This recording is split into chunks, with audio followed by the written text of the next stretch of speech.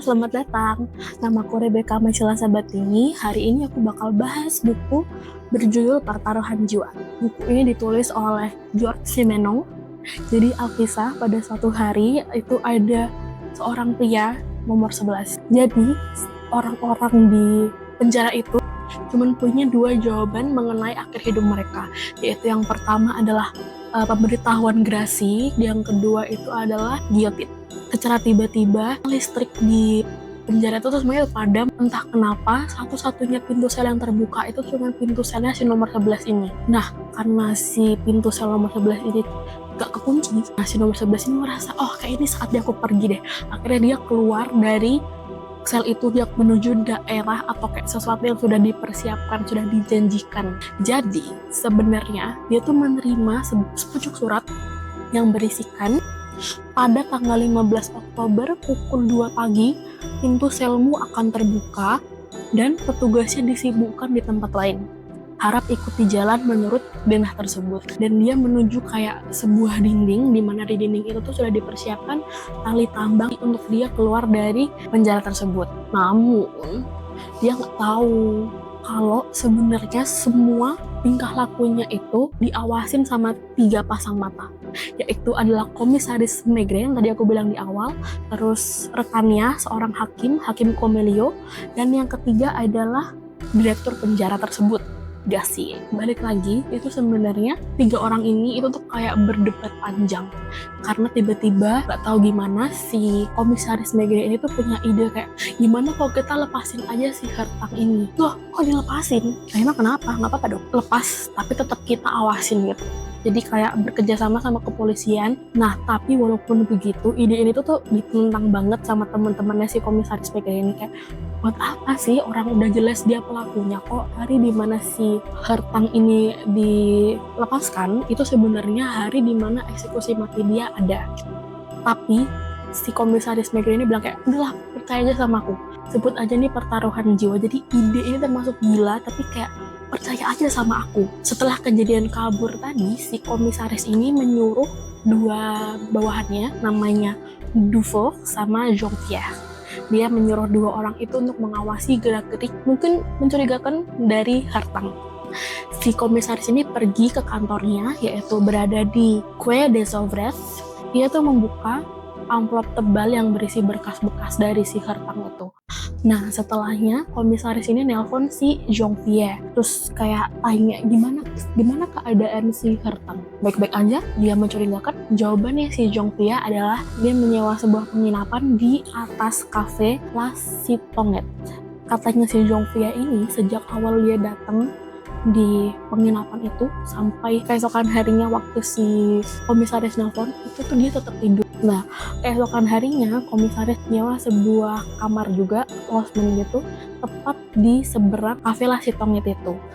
Si komisaris ini juga kayak request, aku pengen kamar yang view-nya langsung ke La Citonnette. Jadi sebenarnya si komisaris ini tuh bisa lihat kayak keseluruhan dari bangunan La Citonnette. Cuman kamar yang dipesan sama Hertang itu tuh jendelanya ditutup. Jadi dia nggak bisa lihat kayak Hertang ini ngapain gitu, dia nggak bisa lihat. Akhirnya dia telepon lagi si Jean-Pierre, gimana kondisi si Hertang ini? Ada yang mencurigakan lagi nggak? Aku takutnya dia sadar kalau sebenarnya kita tuh ngintipin dia. Nah, waktu lagi telepon itu tiba-tiba kayak di tok ada surat kabar gitu untuk si komisaris ini gitu. Surat kabar ini berasal dari surat kabar Sifflet.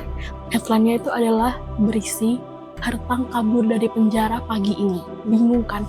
Ini tuh kayak operasi yang rahasia gitu loh, nggak semua orang tahu karena waktu si Hertang itu kabur dari penjara itu tuh sebenarnya tengah malam. Jadi kayak siapa orang mau tahu tengah malam gitu kan? Jadi sebenarnya kasus ini tuh bermula dari pembunuhan Nyonya Henderson dan juga asistennya di rumahnya sendiri. Nama rumahnya adalah Pavillon Bleu. Dia tuh seorang janda dari diplomat Amerika. Suaminya tuh udah lama meninggal, jadi dia hidup sendiri sama asistennya di rumah. Udah hidup sendiri, dia tuh juga jarang dikunjungin gitu loh sama orang-orang.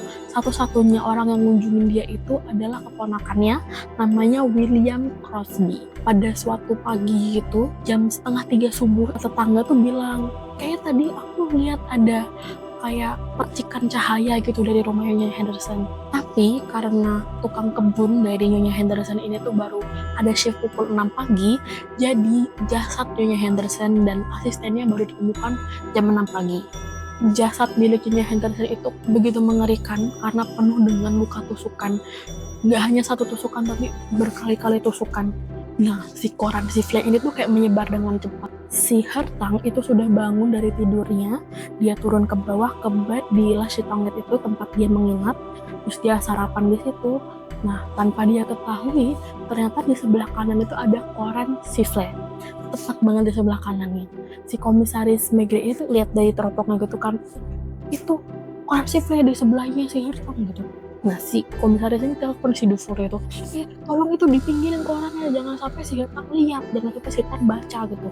Nah, karena terlalu gegabah, sayangnya penyamaran mereka tuh terbuka. Si Hertang yang tadinya mikir sudah bebas gitu, akhirnya aku bebas, ternyata ada polisi yang ngikutin dia. Terus akhirnya karena dia juga kayak kalah bahkan mungkin aku ada polisi gitu, terus dia ngambil botol, dia pecahin itu ujungnya, terus dia yang tajam-tajam itu dia kasih ke Dufour.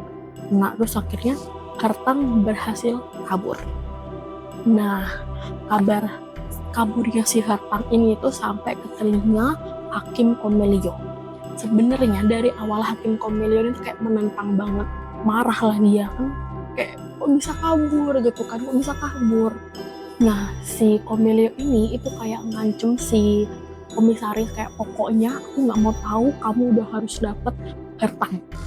Di lain sisi, polisi tuh dapat kayak kabar burung gitu, kalau sebenarnya orang yang mengusulkan berita ke surat kabar si Flay itu berasal dari bar La Coupole.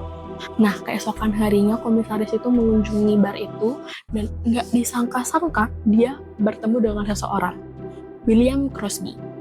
Kalau teman-teman lupa, William Crosby tadi itu adalah keponakan dari Nyonya Henderson yang katanya dibunuh oleh Hertang tadi itu. Nah, William Crosby ini kehidupannya tuh erat kaitannya dengan kehidupan orang-orang kaya yang dia suka berpesta, suka minum-minum di bar gitu. Dan waktu itu pun saat komisaris menemui William Crosby, dia berada di kumpulan wanita. Padahal salah satu wanita itu adalah istri sahnya. Kasian sih kalau jadi istri sahnya. Ternyata di luar dari bar La Coupole itu ada orang yang selama ini komisaris cari, yaitu Hertang. Nah, Hertang itu dia kayak menempelkan mukanya di kaca, kayak melihat kayak gitu. Awalnya komisaris kira dia lagi ngeliatin si Crosby gitu kan, tapi nggak lama setelah itu si William Crosby ini keluar dari bar itu. Dan waktu si William Crosby ini keluar dari bar, tatapannya si Hertang itu masih ke dalam gitu kan, berarti bukan William Crosby ya. Siapa yang ditatapin gitu kan? Karena sudah mulai menipis ya orang-orang di dalam bar itu kayaknya tersisa 25 orangan gitu. Salah satunya komisaris ini. Nah, salah satu dari beberapa orang itu, seorang pria rambutnya agak merah gitu tuh kayak nyentrik gitu, menarik perhatian komisaris. Jadi pria ini itu memesan sebuah sandwich kaviar, bayangin kaviar yang harganya selangit itu. Nah, dia memesan sandwich kaviar, tapi dia nggak bisa bayar. Dia bisa bayar, cuman katanya, aduh, aku ngutang dulu ya, besok aku bayar deh. Aku janji besok aku bayar gitu. Bayangin makan kaviar ngutang. Anda pikir Anda siapa gitu? Nah, kejadian ini tuh membuat kericuhan di dalam bar itu. Bahkan manajer bar itu sampai menelpon ke polisi karena kayak sudah dirasa terlalu meresahkan gitu kan. Terus akhirnya benar, polisi datang dan menyeret orang itu pergi. Ternyata orang itu bernama Jean Radek. Jean Radek ini berasal dari Ceko. Dia seorang mahasiswa kedokteran. Dia nggak punya temen, dia nggak punya pekerjaan. Kok bisa makan kaviar ya? Sebenarnya selama ini kehidupan si Radek ini tuh dibiayai sama ibunya. Namun sayang sekali ibunya meninggal 2 tahun yang lalu. Jadi dia hidup sebatang kara. Sebatang kara kok makan kaviar ya? Nah, di sisi lain, polisi sudah menemukan posisi Hertang. Jean-Pierre menelpon komisaris dan dia berkata, aku sudah menemukan Hertang. Bahkan aku mengikutinya jalan kaki sepanjang 35 km. Jujur itu panjang banget. Aku bahkan nggak bisa bayangin 35 kilometer itu dari mana sampai mana ya.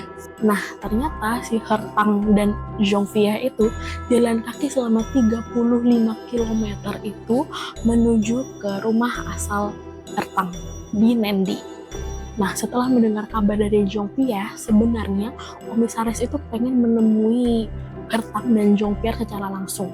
Namun dia merasa ada sesuatu yang janggal sama si Radek-Radek ini.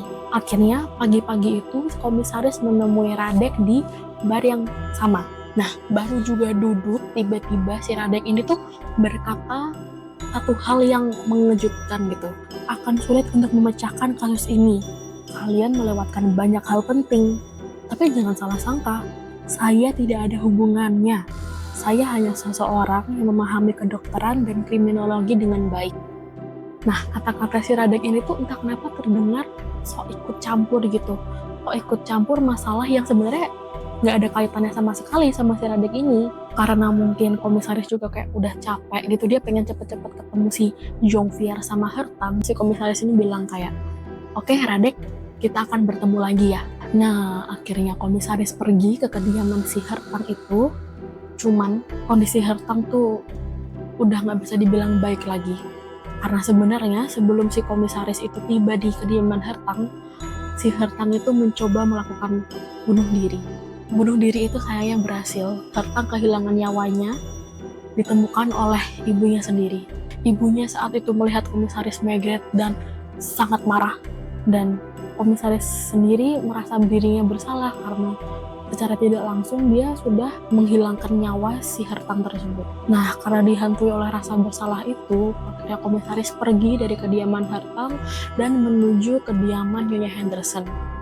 Nah, waktu si komisaris ini masuk ke rumah Nyonya Henderson, samar-samar dia tuh kayak mendengar suara-suara yang seharusnya tidak ada di lantai 2 rumah Nyonya Henderson. Karena sebenarnya rumah Nyonya Henderson itu adalah TKP gitu, seharusnya nggak boleh ada orang masuk ke situ. Akhirnya komisaris naik ke lantai 2, dia mengecek suara apa sebenarnya gitu. Nah, di lantai 2 itu komisaris menemukan sebuah siluet pria. Nah, karena mungkin si pria ini juga mengetahui ada yang memergokinya di situ, dia pun lari ke ruangan lain. Nah, tiba-tiba malah ada suara jedor gitu. Komisaris juga berhasil masuk ke ruangan itu, dia dibuka dan ternyata orang yang punya siluet itu adalah William Crosby. Di sana William Crosby bunuh diri dengan menggunakan pistolnya sendiri. Nah, pagi besoknya waktu komisaris lagi baca-baca tentang berkas-berkas Hertang gitu di kantornya, menemukan satu kejanggalan gitu.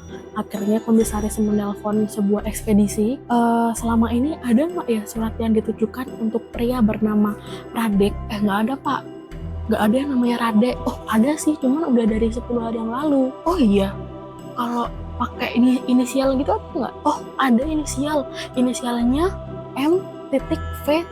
Oh iya, itu suratnya dari kapan? Baru pak suratnya, baru kemarin pagi. Komisaris ini berpikir kalau sebenarnya surat itu berisikan uang yang sangat banyak dari seseorang yang ditujukan untuk si Radek. Tiba-tiba ada suara, ya emang bener kok, itu uang yang saya terima dari Crosby. Tiba-tiba muncul Radek di kantor komisaris. Komisaris bingung, kok kamu bisa masuk? Komisaris tetap memperbolehkan si Radek masuk sih, terus akhirnya mereka ngobrol-ngobrol gitu. Nah, dalam obrolan ini, Radek itu mengungkapkan banyak hal yang sebelumnya tidak diketahui oleh kepolisian mengenai William Crosby. Nah, ternyata William Crosby ini mempunyai selingkuhan bernama Edna. Dan secara sengaja dia mempertemukan Edna dan istri sahnya, walaupun istri saya nggak tahu kalau sebenarnya Edna itu ada selingkuhan.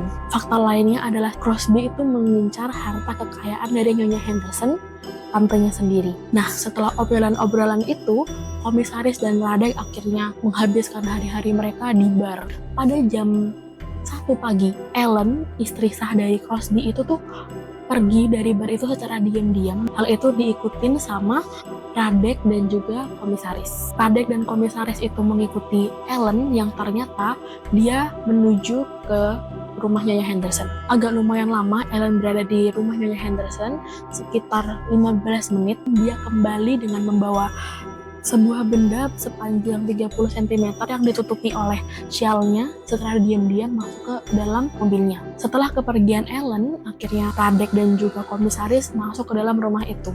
Di sana dia menemukan Edna berada di balik lemari, sembunyi. Sebenarnya komisaris tuh merasa terkejut kayak kenapa Edna ada di sini gitu kan. Tapi walaupun begitu tetap ditolong si Edna itu. Nah, waktu si komisaris berbalik badan, tiba-tiba kepalanya sudah ditodong pistol sama Radek. Bahkan akhirnya pelatuknya tuh ditarik kendor gitu. Tapi komisaris tidak meninggal karena pistol yang diambil sama Radek itu ternyata adalah pistol mainan. Dan akhirnya pun Radek dibawa ke kantor polisi untuk dimintai keterangan lebih lanjut. Nah, ternyata dalang dari semua kejadian-kejadian absurd ini adalah Radek. Nah, karena emang si Radek ini tuh punya otak yang pinter banget, dia paham tentang kedokteran, dia paham tentang kriminologi, dia akhirnya menyusun sebuah rencana-rencana jahat. Nah, awalnya si Radek ini tuh ketemu sama Crosby di bar Lakupol itu. Terus akhirnya mereka ngobrol-ngobrol, terus entah kenapa si Crosby ini tuh oversharing gitu ke Radek. Crosby itu juga cerita kalau sebenarnya aku tuh punya tante yang kaya raya tapi dia sudah tua dan dia pun udah nggak punya garis keturunan lainnya gitu loh. Nah, mendengar ini Radek punya ide, oh aku bisa nih nyusunin sebuah skenario buat kamu. Kamu bisa dapetin semua kekayaan dari bibi kamu. Nah, kepercayaan yang dibuat itu bernilai 100.000 franc. Kalau di rupiahkan itu sekitar 2 miliar. Nah, kenapa sih Hertang bisa terlibat? Jadi si Radek ini tuh butuh seseorang untuk dikambing hitamkan. Nah, waktu si Radek ini lagi minum kopi di sebuah kafe, dia tuh melihat si Hertang. Nah, setelah si Radek melihat si Hertang ini, dia mengajaknya ngobrol gitu. Ternyata si Hertang ini berasal dari sebuah keluarga miskin, dia termasuknya rakyat jelata gitu. Tapi si Hertang ini mempunyai pekerjaan, dia bekerja sebagai kurir. Nah, namun gaji dari seorang kurir itu tidak memenuhi kebutuhan dari Hertang sendiri dan juga keluarganya. Makanya saat Radek menawarkan sebuah penawaran yang menarik, Hertang tanpa pikir panjang menyetujuinya. Nah, saat hari eksekusi, Radek menyelinap duluan ke dalam rumah Nyonya Henderson untuk membunuhnya dan juga asistennya. Setelah dibunuh gitu, nah si Radek itu kayak dengar Hertang udah mau datang gitu.